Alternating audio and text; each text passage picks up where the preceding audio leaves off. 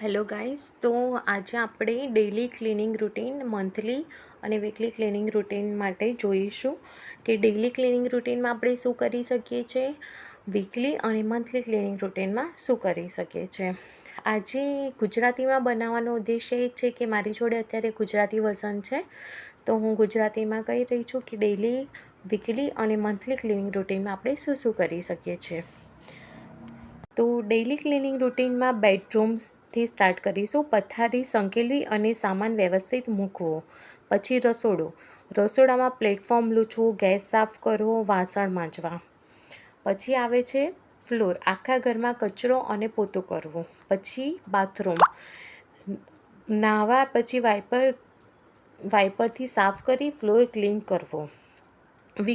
Weekly સફાઈ આપણે ઊંડી સફાઈ રજાના દિવસે કરી શકીએ છીએ. તો વીકલી ક્લિનિંગમાં આપણે શું કરવાનું રહેશે? તો પહેલાં બાથરૂમ માટે ટોયલેટ ક્લીનરથી ટોયલેટ સાફ કરી નળ પરના ડાઘા કાઢવાના.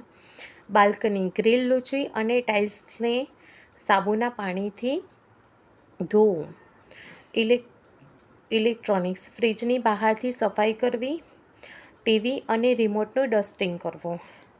કપડાં, ચાદર, ઓશિકાના કવર અને ટુવાલ બદલવા અને ધોવા.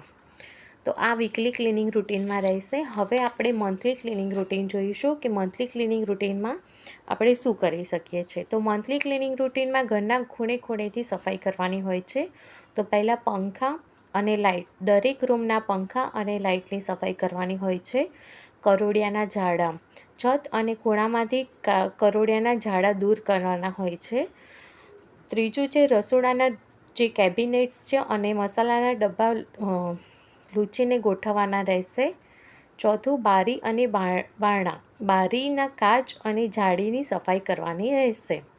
તો આનું ડિસ્ક્રિપ્શન મારી જોડે છે, તો તમને જો આમાં ખબર ના પડી હોય તો તમે ડિસ્ક્રિપ્શનમાં પણ જોઈ શકો છો કે ડેઇલી, વીકલી અને મંથલી ક્લિનિંગ રૂટીન હું કેવી રીતે આપણે કરી શકીએ છીએ.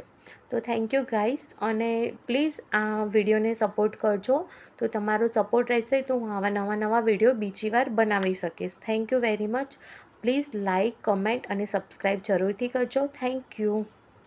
બાય.